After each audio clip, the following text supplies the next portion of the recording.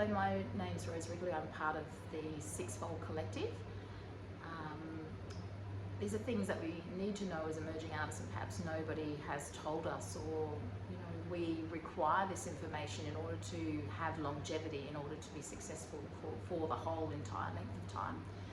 Things that I wish that I knew as an emerging artist is particularly how to support yourself as an emerging artist. If you are not at the stage of selling your work, it can be quite daunting, because how do you break into that field, and what if you don't?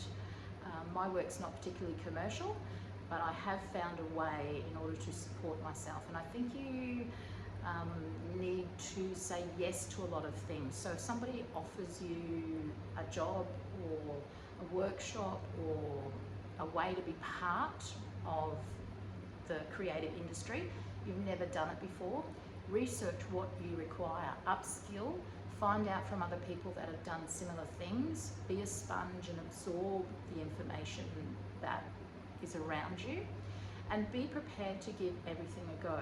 So saying yes is really important.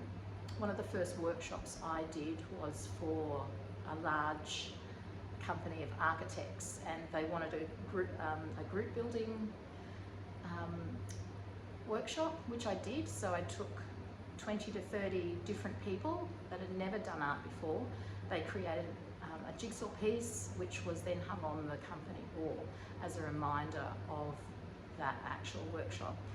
And since that time, I've gone on to say yes to many more workshops. I finally got a TAE, and now I have mainly my income stream from teaching visual arts at TAFE.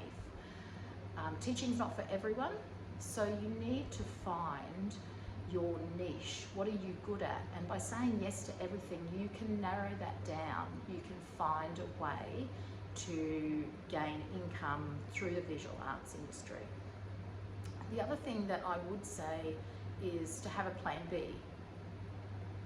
A steady income that is from a job that might not be arts related is such a godsend when you're starting out, because you're not reliant on what you create, and so that gives you the freedom to create what you want.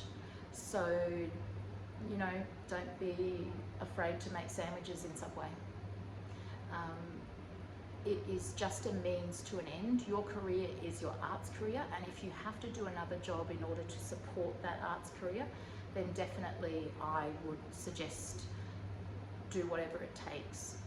The other thing that I would like to suggest to you is to be aware of the different ways in order to make money. Is there a plan B? Are you going to enter competitions? Are you going to write grants? Do everything. Learn from the experiences. I once wrote a grant which came around every 6 months, 5 times, until I was successful. You learn each time. So even if you're not successful in getting into a particular art prize, or if you are not successful in getting into a particular grant funding stream, do it again. The other thing that I would suggest is to start small. If you can write a grant that's a local grant, get to know the people, be within that community, there's a better chance that you will get a smaller grant rather than going for a large grant, which is quite competitive. The other thing that I did want to suggest is that you can have 2 streams of practice. One would be your main practice, and the other is perhaps a product or a commercial venture that you can take into shops, give to other people that promote art, and test the market, see what sells.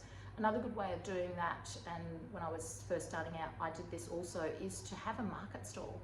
See how the everyday average person reacts to the commercial venture that you want to pursue, and then see what their responses are, and gauge your product around that particular stream, so that you aren't trying to be everything to everyone. Find your niche, produce something that you love to produce, that is wonderful for your own creative sense of being, but also that brings joy to somebody else. So it doesn't have to be angst ridden, it can be joyful and wonderful and playful. So my top 3 tips: be open, say yes to everything, have a plan B for your income stream, and perhaps have a multi-pronged approach to your arts practice so that you can have a commercial outcome as well as your mainstream practice. And thanks for listening to the Sixfold Project.